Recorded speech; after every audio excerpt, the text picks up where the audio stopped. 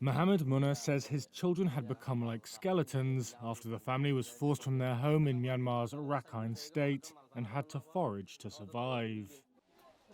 They've since fled to Bangladesh, but their story is testament to something Myanmar's ruling junta has apparently suppressed: that the country is in the grip of a severe food crisis. Before leaving Rakhine, Munna says he saw his neighbour's 2 young children die. They ate jungle leaves due to days of starvation, and food poisoning killed them. They passed away during a rainy night while sleeping on a tarp mat in their burnt-down house. A day later, their mother also passed away. Hunger in Rakhine, home to the persecuted Rohingya minority, is so severe that it's partly responsible for an exodus of 70,000 refugees to Bangladesh this year. But an investigation by Reuters has found that Myanmar's junta has been pressuring researchers to not collect data about hunger and aid workers not to publish it. And that's had an impact.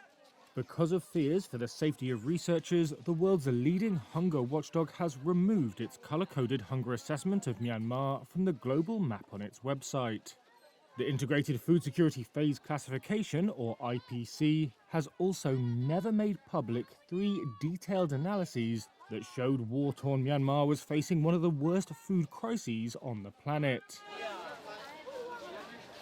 Data from one report appeared on a UN website last month.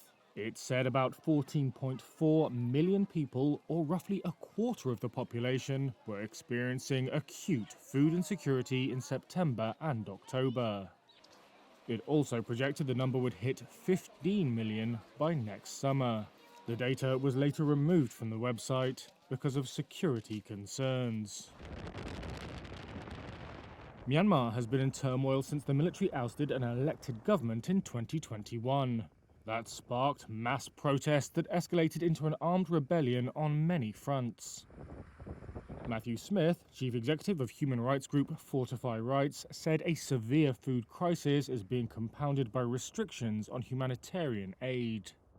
There are people dying from things like diarrhea and other preventable causes. And so it's certainly at a stage now where the food crisis combined with the denial of humanitarian aid is resulting in a humanitarian catastrophe. Reuters spoke to more than 30 aid workers, researchers, diplomatic sources, and UN officials. Many declined to speak on the record, fearing retribution by the military. An official at Myanmar's Ministry of Information didn't respond to questions for this story. One diplomatic source said the secrecy around Myanmar's hunger research is hampering efforts to raise money for humanitarian aid.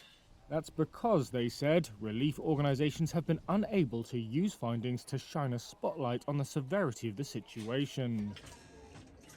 Aid workers described a harrowing environment of clandestine data collection and fear around publishing their findings.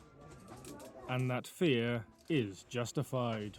Last year, Myanmar's military detained multiple food security researchers, according to people familiar with the matter.